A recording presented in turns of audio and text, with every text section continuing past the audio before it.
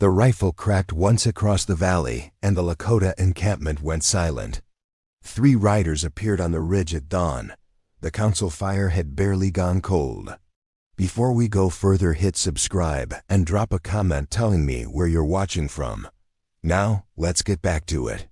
This was Montana Territory, 1876.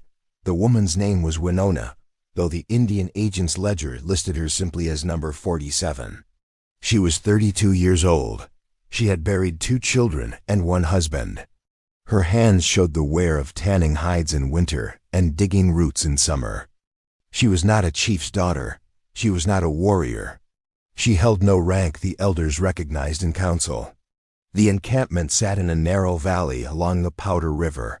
83 people. Mostly women, children, and men too old to ride with the bands that had moved north. They had stayed behind because someone had to maintain the winter stores, repair the lodges, and keep the fires going. The U.S. cavalry had pushed through twice that year already. Each time, the soldiers had taken horses and burned food supplies. Each time, they had promised worse if the people did not relocate to the reservation. Winona's morning started the way most mornings started. She walked to the river before first light. She filled 2 hide containers with water. She returned to the lodge and began preparing a meal from what remained dried meat, a handful of wild turnips, some ground corn acquired through trade. Her mother-in-law sat near the fire, her hands too swollen with age to do much work. The old woman's eyes followed Winona, but she said nothing. The camp had a structure. Decisions went through the elder council, 5 men who had earned their standing through years of survival and negotiation. They met every 3rd day unless circumstances required otherwise. Women prepared food, gathered materials, maintained the lodges. Young men hunted when game could be found, which was less often now that the buffalo herds had been decimated. Everyone knew their place. The structure had kept them alive, but the structure was failing. 2 weeks earlier, a group of white settlers had established a claim 3 miles upriver. They had built a fence. They had posted notices in English that no one in the camp could read. They had fired warning shots when young men from the camp approached to water the horses. The elder council had decided to wait. They had sent a message to the Indian agent requesting intervention. No response had come. 1 week earlier, the settlers had diverted part of the river using a makeshift dam. The water level in the camp section had dropped by half. Fish traps came up empty. Drinking water had to be carried from farther upstream, past the settler fence line, which meant risking confrontation every day. 3 days earlier, one of the young men, a boy of 16 named Chaska, had tried to dismantle the dam at night. The settlers had caught him. They had beaten him badly and left him at the edge of the camp as a warning. His jaw was broken. He could not speak or eat solid food. His mother sat with him day and night, feeding him broth. The elder council had met again. They had debated action. 2 of the elders wanted to send warriors to drive the settlers off by force.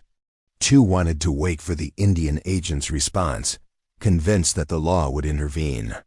1 elder, the oldest, a man named Tatanka, had remained silent. When pressed, he had said only that any action would bring soldiers, and soldiers would bring death.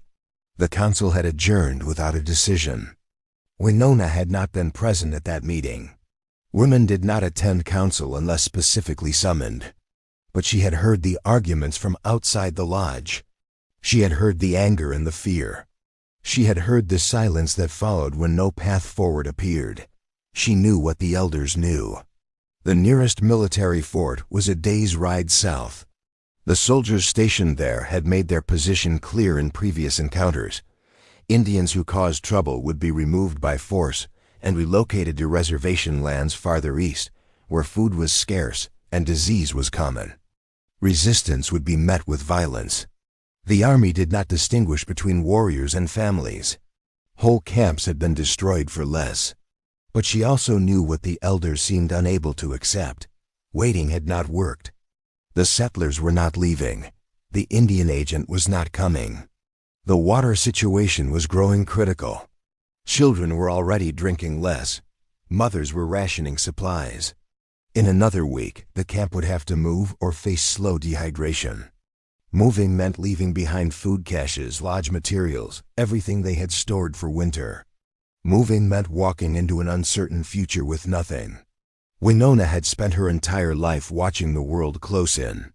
She had been born in a time when her people moved freely across vast territories, following game and seasons. She had grown up hearing stories of abundance, of herds so thick they darkened the plains. She had watched those herds vanish. She had watched the treaties get signed and broken. She had watched the boundaries shrink year after year until her people lived in the spaces no one else wanted, and then watched as even those spaces were taken. She had learned early that survival required accepting certain limitations. Women did not challenge the council. Women did not speak in matters of war or negotiation. Women supported the structure because the structure was supposed to protect everyone. She had believed that once. But 2 dead children had taught her something else. The first had died from fever after a cavalry raid scattered the camp in winter, leaving them without shelter for 3 days. The second had died from starvation during a spring when game had been scarce and promised government rations had never arrived. Both times she had watched the council debate and delay. Both times the decision had come too late. She had learned that the structure protected itself more than it protected the people it claimed to serve. The morning the rifle shot echoed across the valley, Winona was working outside her lodge, scraping a deerskin. She looked up and saw the 3 riders. They sat on the ridge in full view, making no effort to hide.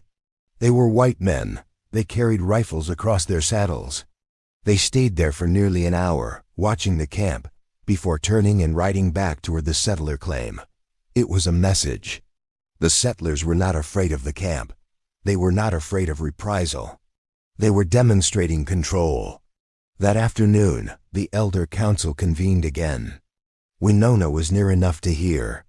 The debate followed the same patterns: arguments for action, arguments for patience, arguments that any choice led to disaster. Tatanka spoke more this time. He reminded the others that the camp had no warriors to spare, that most of the able fighters had gone north with Sitting Bull and Crazy Horse, that the people who remained were vulnerable. He said that pride was worth nothing if it got everyone killed. One of the younger elders, a man named Ohanzi, had stood and argued back. He said that accepting every humiliation would kill them just as surely, that their children would grow up slaves in spirit, even if their bodies survived. He said that dying with dignity was better than living without it. The argument had grown heated. Voices rose. The council had split evenly, 2 against 2, with Tatanka abstaining. No decision was reached. The meeting broke with nothing resolved. Winona had watched the elders walk away from the council lodge. She had seen the frustration on their faces. She had seen the exhaustion. These were not bad men. They were men trying to hold together a world that had already collapsed around them. They were trapped between impossible choices, and the weight of it was breaking them. She had also seen something else. She had seen that they would keep debating until circumstances made the decision for them. And by then, it would be too late. That night, Winona did not sleep. She sat outside her lodge and watched the stars. She thought about her children. She thought about Chaska, the boy with the broken jaw. She thought about the water level dropping day by day. She thought about winter coming and the camp unprepared. She thought about the rifle shot and the 3 men on the ridge. She thought about what would happen if she did nothing. And she thought about what would happen if she acted. The cost of both paths was clear. One cost was certain and slow. The other was uncertain and immediate, but at least the second path was a choice. Before dawn, she rose and began to prepare. Winona walked through the camp in early morning light. She moved with purpose, but without hurry. She stopped at 4 lodges. At each, she spoke quietly with the women inside. She did not ask for permission. She did not explain her full plan.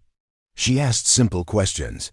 She asked if they had extra rope, if they had tools, if they were willing to meet her at the river after the men left to check the hunting traps. The women looked at her with a mixture of confusion and understanding. They knew her. They knew she did not make requests lightly. 3 of them agreed immediately. The 4th hesitated, then nodded. By mid-morning, 5 women stood together at the riverbank, upstream from the camp, just out of sight of the settler fence line. Winona had brought a digging tool fashioned from bone and wood. Another woman had brought a hatchet. They had rope, hide containers, and a shared understanding that what they were about to do could not be undone. Winona laid it out simply. The dam was the problem. The dam controlled the water. The settlers had built it, but it was not a permanent structure, just logs and stones and packed earth. It could be dismantled. The settlers would rebuild it, certainly. But if the camp acted quickly, they could refill their water stores, restock their supplies, and buy time to make a real decision about moving or staying. The risk was clear. The settlers had already beaten 1 boy for approaching their claim. They would respond to the destruction of their dam with violence. But Winona had noticed something the elders had not discussed. The 3 men who had appeared on the ridge were the only settlers she had seen in days. The claim had more men. She had counted at least 7 when the fence first went up, but most seemed to be away. Perhaps hunting. Perhaps working another claim. The camp was vulnerable, but so was the settler position. If the women moved quickly and quietly, they could take the dam apart before anyone noticed. By the time the settlers discovered it, the camp could have what it needed. One of the women asked the obvious question. What happens when the settlers come to the camp looking for revenge? Winona did not have a comforting answer. She said that the men would be angry. She said that the council would be forced to respond. She said that the situation would escalate. But she also said that the situation was already escalating. Doing nothing had not made them safer. It had only made them weaker. The women stood silent for a moment. Then they began to work. They crossed the shallow water upstream and approached the dam from the far side, staying low and moving carefully. The dam was rougher up close than it had appeared from a distance, a chaotic pile of logs wedged between rocks, with smaller stones and mud packed into the gaps. It had been built quickly, more functional than sturdy. The main structure relied on 3 large logs braced against boulders. Winona directed the effort. 2 women worked to dislodge the stones at the base. 2 others used rope to lever one of the main logs. Winona herself worked at the packed earth with the digging tool, breaking apart the seal that held the water back. The work was slow. The logs were heavier than they looked. The stones had settled into the riverbed. Twice they had to stop and listen for sounds of approach. Twice they heard nothing and continued. After nearly 2 hours they freed the first log. It shifted, rolled, and broke loose into the current. Water began to push through the gap. The pressure increased. The second log groaned and cracked. They pulled harder. It gave way suddenly, nearly taking one of the women into the water with it. The third log held for another 20 minutes before the current undermined its position and sent it tumbling downstream. The dam collapsed in a rush. Water surged through, carrying stones and debris. The level evened out quickly, returning to something close to its natural flow. The women stood watching, soaked and exhausted. Then they heard the shout. A man had appeared on the far bank, one of the settlers, on foot, carrying a rifle. He was yelling, but the distance and the river noise made the words unclear. He raised the rifle. The women scattered. Winona ran for the trees, the others following. The rifle cracked once, the shot splintering bark above their heads, then again. The women kept running, splashing through shallow water, stumbling over roots. Behind them, the man continued shouting. He did not pursue into the trees. He stayed on his side of the river, firing twice more into the woods at random. The women did not stop until they were back at the camp. Word spread immediately. The women had been seen. They had destroyed the dam, the settlers knew. Within an hour, the entire camp was gathered. The elder council convened in emergency session. Winona was summoned. She stood before the 5 elders. The looks on their faces ranged from anger to disbelief. Ohenzi spoke first. He demanded to know what she had been thinking. He said she had acted without authority, without consultation, without regard for the consequences. He said she had put the entire camp in danger. Tatanka, the eldest, said nothing. He simply watched her. Winona did not apologize. She explained her reasoning. She pointed out that the water had been cut off, that waiting had accomplished nothing, that the camp needed supplies and time. She said that the dam had been a vulnerability for the settlers too, that they had overextended, that the camp now had a chance to prepare. Ohenzi cut her off. He said that preparation was not her decision to make. He said that the council existed to weigh these choices, to consider all angles, to protect the people from rash action. He said that what she had done was not bravery, it was recklessness. One of the other elders, a man named Takota, spoke more quietly. He asked if she understood that the settlers would retaliate. He asked if she had considered that men with rifles might come to the camp and demand justice. He asked if she was prepared to face the consequences alone, or if she expected the camp to protect her. Winona met his eyes. She said that she expected the camp to survive. She said that if the council wanted to hand her over to the settlers to avoid conflict, she would not resist. But she said that the settlers would not be satisfied with one woman. They would see the camp as weak. They would take more. They always did. Tatanka finally spoke. He asked a single question. What did she think would happen next? Winona answered simply. She said the settlers would come, probably soon, probably armed. They would demand something: reparations, punishment, submission. The council would have to decide how to respond. But now the decision would be made with full water stores and a clear threat, instead of slow starvation and empty debate. Tatanka nodded slowly. He did not smile. He said that she had forced the issue. He said that forcing issues often led to bloodshed. But he also said that she was not wrong about the waiting. The council dismissed her. She walked back to her lodge, aware that every eye in the camp was on her. Some looks were angry. Some were afraid. A few, mostly from the women who had helped her, held something else. Not quite approval.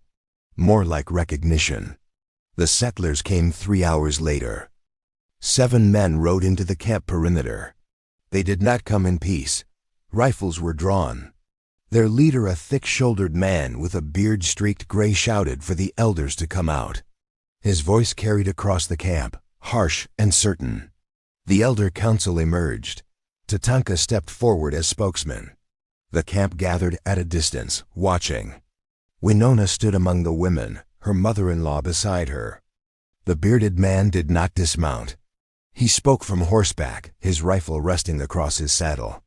He said that the dam had been destroyed. He said that witnesses had seen Indian women tearing it apart. He said that the dam represented labor, materials, and legal claim. He demanded compensation: horses, hides, or the women responsible turned over for prosecution under territorial law. Tatanka listened without interruption. When the man finished, Tatanka spoke in measured tones. He said that the river belonged to no one. He said that the dam had cut off water the camp needed to survive. He said that the people had tried to resolve the issue through proper channels and had been ignored. He said that dismantling the dam was not theft. It was survival. The bearded man's face darkened. He said that survival did not grant rights to destroy another man's property. He said that the claim was legal, filed and registered with the territorial office. He said that the Indians had no claim to the land anymore, that the treaties had been signed, that the law was clear. Tatanka's expression did not change. He said that many treaties had been signed. He said that many had been broken. He said that the people of this camp had been promised protection and supplies in exchange for land, and that neither protection nor supplies had come. He said that white men talking about law was less convincing when the law only seemed to apply in one direction. The bearded man raised his rifle slightly. He said that philosophy would not rebuild the dam. He said that he had come for payment or justice. He said that if neither was provided, he would return with the territorial marshal and soldiers. He said that the camp would be held accountable. One of the other settlers, a younger man with a nervous energy, leaned over and said something to the leader. The bearded man nodded. He turned his attention back to the council. He said there was another option. The territorial government was purchasing labor for roadwork and rail construction. If the camp provided workers, able men and women, for a period of 6 months, the debt could be considered settled. The workers would be paid in rations and credit. The camp would avoid legal trouble. Tatanka asked what would happen to the workers. The bearded man said they would work. That was all. They would be fed and housed. They would return when the term was up. Tatanka asked if the workers would be free to leave if conditions were unacceptable. The bearded man hesitated. Then he said that contracts were binding. 6 months meant 6 months. Tatanka said nothing for a long moment. Then he said the council needed time to discuss. The bearded man gave them until the next morning. He said if no answer came by then, he would assume refusal and act accordingly. The 7 settlers turned and rode out. The camp erupted in low, tense conversations. The council reconvened immediately. Winona was not summoned this time, but she stood close enough to hear. The debate was fast and sharp. Ohenzi argued that the labor demand was a trap, that the workers would never return, that this was a form of indenture barely disguised. Takota argued that 6 months of labor was better than a military raid. Another elder pointed out that the camp had few able workers to spare. Sending even a handful would cripple their ability to hunt and gather for winter. Tatanka listened. Then he asked a question no one had raised. He asked if anyone had actually seen the legal claim the settlers kept referencing. He asked if anyone knew whether it was legitimate or simply a piece of paper the settlers were using as leverage. No one had an answer. Tatanka looked at Winona. He called her forward. She stepped into the council circle. He asked her if she had gotten close to the settler structures when she destroyed the dam. She said yes. He asked her what she had seen. She described the layout. 3 temporary shelters, a supply tent, a corral with horses, tools stacked near the fence line, and a wooden post near the main shelter with a paper nailed to it. She had not been able to read it, but it had looked official printed text, territorial seal at the top. Tatanka asked if she thought she could get close enough to take the paper. Winona understood immediately. If the claim document was removed, the settlers would have no proof of legal standing. The territorial marshal would have no basis to intervene. The conflict would come down to a property dispute with no clear authority, which meant it would likely be ignored by officials who had no interest in adjudicating conflicts between settlers and Indians. But the risk was enormous. The settlers were watching the camp. They expected retaliation. If Winona was caught, she would be shot. She said she could do it. Tatanka nodded. He said the council had not authorized this. He said that if she chose to act, she acted alone. He said that the camp could not protect her if she failed. Winona said she understood. That night, she left the camp on foot. She moved through the darkness without a torch, navigating by starlight and memory. The distance to the settler claim was just over 3 miles. She stayed off the main trail, cutting through wooded areas and dry creek beds. She reached the claim perimeter 2 hours before dawn. The shelters were quiet. One fire burned low near the main structure. A single man sat watch, his back to a supply crate, his rifle across his lap. He appeared to be dozing. Winona circled wide, approaching from the far side. The wooden post with the paper was near the corral, about 30 feet from the nearest shelter. She crept forward, low and slow, her heart hammered. Every small sound seemed loud, a twig snapping, her breath, the rustle of her clothing. She reached the post. The paper was nailed at the top with a single iron spike. She worked at it carefully, trying to pry it loose without tearing. The nail held firm. She pulled harder. The wood creaked. The man by the fire stirred. Winona froze. He shifted position, muttered something, then settled again.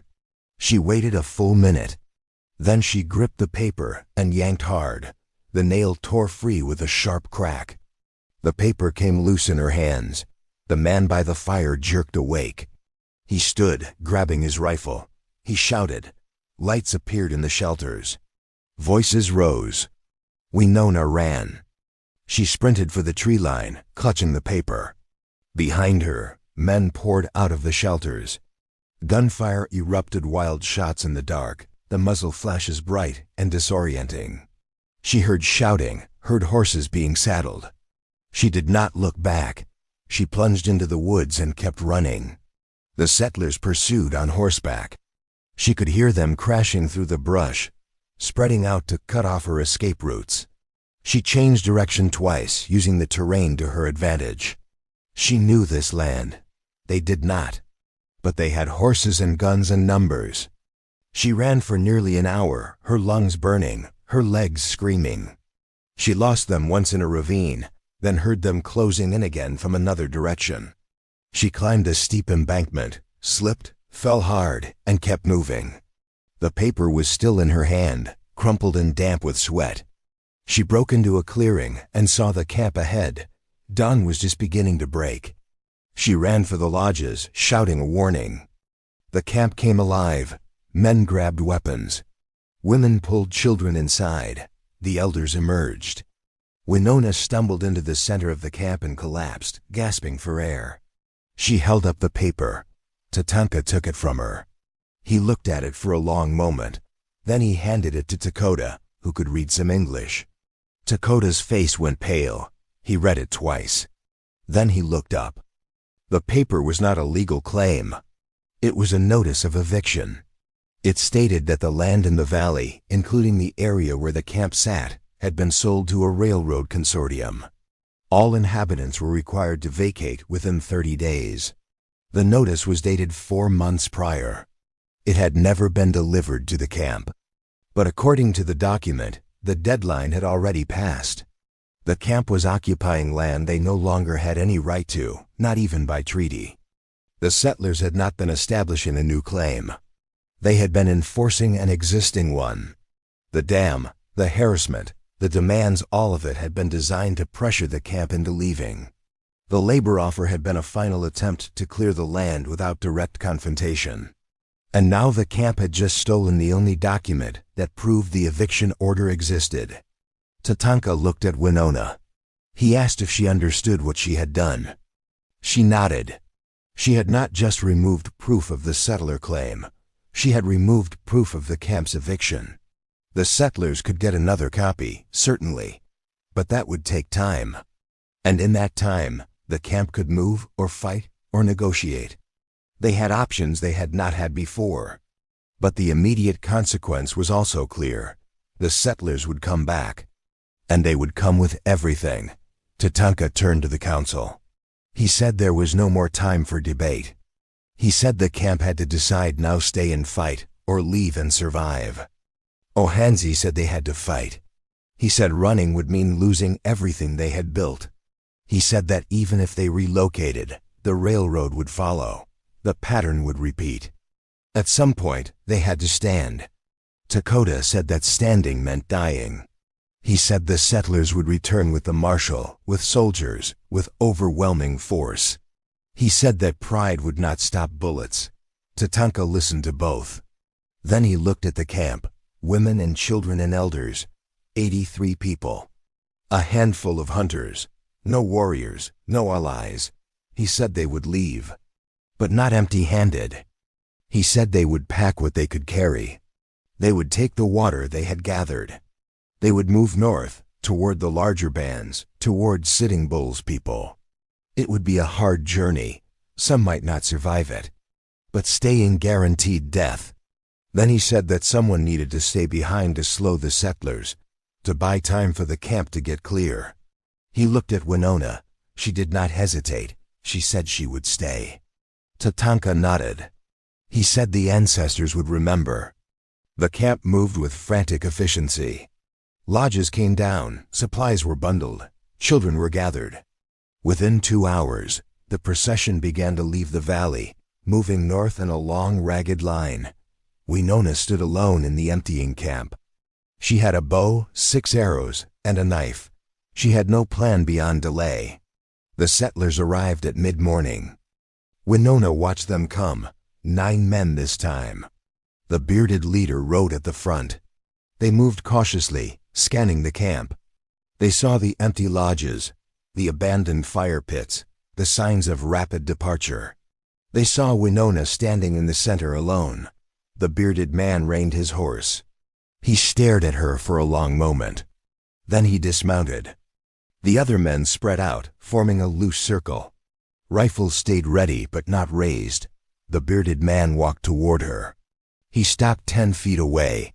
He asked where everyone had gone. Winona said north. He asked why she had stayed. She said someone had to. He looked around the empty camp. He seemed almost tired. He said he had not wanted this. He said he had tried to settle it peacefully. He said she had forced his hand by destroying the dam, by stealing the eviction notice. He said he had a job to do, and she had made it harder. Winona said the job was wrong. He said right and wrong did not matter. He said the land had been sold. He said the railroad was coming. He said that fighting it would not change anything. He said that people like her whole camp, were in the way of something larger than themselves. He said history was not kind to people who stood in the way. Winona asked if he believed that. He paused. Then he said it did not matter what he believed. He said he had been paid to clear the land. He said he had a contract. He said he would fulfill it. He asked her one more time to step aside. She raised the bow. He sighed. He turned and walked back to his horse. He gave an order to his men. They began to spread out further, preparing to advance. Then one of the younger settlers called out. He pointed to the ridge. A line of riders had appeared. 20, maybe 30. Lakota warriors. They sat silent and unmoving, backlit by the climbing sun. They had been watching. They had seen the camp's exodus. They had seen Winona standing alone. And they had come. The bearded man stared at the ridge. He looked back at Winona. He looked at his men. He calculated odds. Then he mounted his horse. He said this was not over. He said the railroad would come. He said the land would be taken. But he said it would not be today. The settlers rode out. The warriors on the ridge waited until the settlers were out of sight. Then they descended. The leader, a man Winona recognized as a lieutenant to one of the northern war chiefs, rode up to her. He asked if she was hurt. She said no. He asked why she had stayed. She said someone had to. He looked at the empty camp. He said her people were a day's travel north by now. He said the warriors would escort her to them. He said what she had done was foolish and brave in equal measure. He said the council would not be pleased that she had acted without authority. But he said the warriors would speak for her. Winona asked if the settlers would come back. The warrior said yes. He said the railroad would come. He said the pattern would continue. He said that fighting battles like this one would not stop the larger force. But he said that fighting them anyway was the only choice left. Winona lowered the bow. She nodded. The warriors escorted her north. They rode in silence. The valley disappeared behind them. She never saw the camp's location again. The camp reunited 3 days later in a temporary site near the Tongue River. The reception was mixed. Some families welcomed Winona with quiet gratitude. Others kept their distance. The elder council convened and debated her actions for hours. Ohanzi argued she should be censured for acting without authority. Takota argued she had saved lives by delaying the settlers.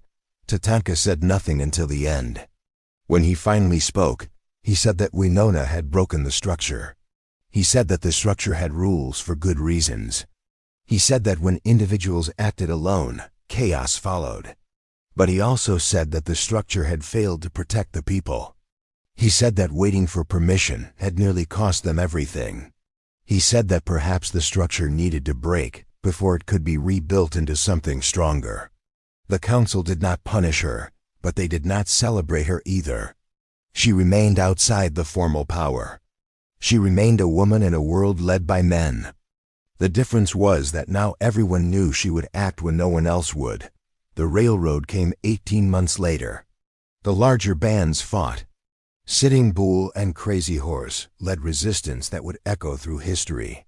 The Camp Winona had helped save joined them for a time. Some survived.